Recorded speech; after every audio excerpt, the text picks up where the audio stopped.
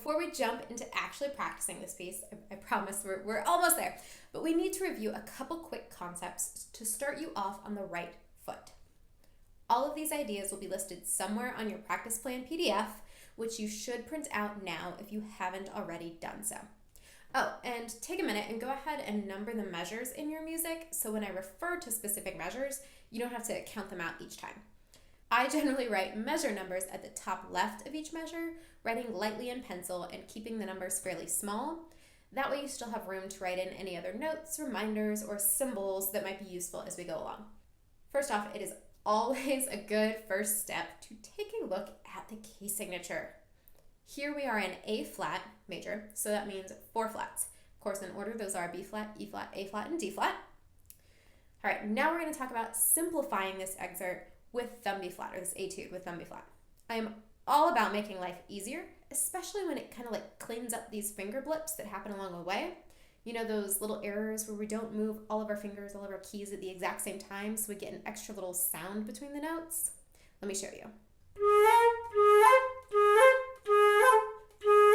We just get little extra noises that... You hear those extra notes there? That's my fingers not moving simultaneously. So anytime you hear me referring to finger blips, that's what I'm talking about. So using thumb B flat in this exercise will help clean up some of those blips and will simplify your technique here. Yay! So to finger thumb B flat, check out the fingering chart in the resources chapter, or it is thumb B flat, left 1, R4. Left hand, first finger, right hand, fourth finger, or pinky. And I will show it to you real quick on my flute here. So L1, left hand, first finger, which is your C key. R4, right pinky. And then here we have your thumb keys. We have, this is your B key that you're usually on, the somewhat rectangular one. We want your thumb to be on that circular thumb B flat key, okay? So that's it. No more R1 down, just those 3 fingers, okay? Thumb B flat. Thumb B flat will greatly simplify this excerpt, allowing for easier fingering transitions and thus allowing you to increase tempo sooner and likely achieve a much faster final performance tempo with fewer of those little finger blips along the way. You can actually keep your thumb on that B flat key for all the notes in this excerpt for which you would normally have a thumb down. You do not need to move the thumb to the B flat key just for B flat. Have your thumb in place on thumb B flat from the very start. So when you're fingering that first A flat, the thumb is on the thumb B flat key. And we'll keep it there, except of course for notes that don't use the thumb at all, which would be C and D flat. However, after you play those notes, immediately return to the thumb B flat key, not the thumb B key. If you're new to this fingering, remembering to put the thumb back on the thumb B flat key instead of the thumb B key, it may take some time, but that's why we take it slow and in small chunks. Practice with this new thumb B flat fingering from the very beginning of your practice, starting with pattern work. Of course, I have to mention, for those like wondering about the more technical side, yes, there is certainly benefit in better controlling transitions with the standard 1-in-1 B flat fingering, the one you probably learned at the very beginning of band. From an overall techniques perspective, there's benefit in that.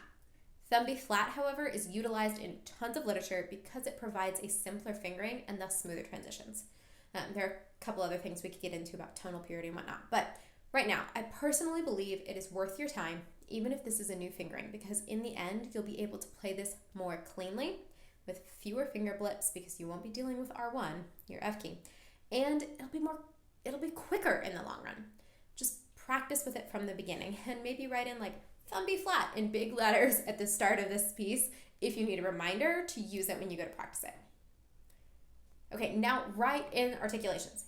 Each year for the 2 short technical etudes, the walking thirds and the chord, there are requested articulations. Though the etude is not notated this way in the true book itself, you will see on the front page of your audition packet that for this audition, you are expected to play this particular excerpt slurred. That means you will only be tonguing 2 notes in the entire piece. The first note, low A flat, and then the high A flat on the second line after that half note, high A flat. Everything else, it's slurred. So write in those 2 giant slurs, one ascending, one descending, on your music now if you haven't already done so. Before we go, a quick note on breathing, both in practice and performance of this etude.